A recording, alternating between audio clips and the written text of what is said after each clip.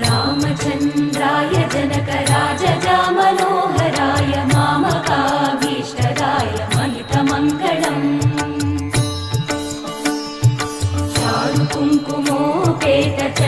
चारुकुङ्कुमोपेतचन्दनानुचर्चिताय हारकटकशोभिताय भूरिमङ्गलम् विमलरूपाय विविधवेदान्तवेद्याय सुजनचित्तकामिताय सुभगमङ्गलम्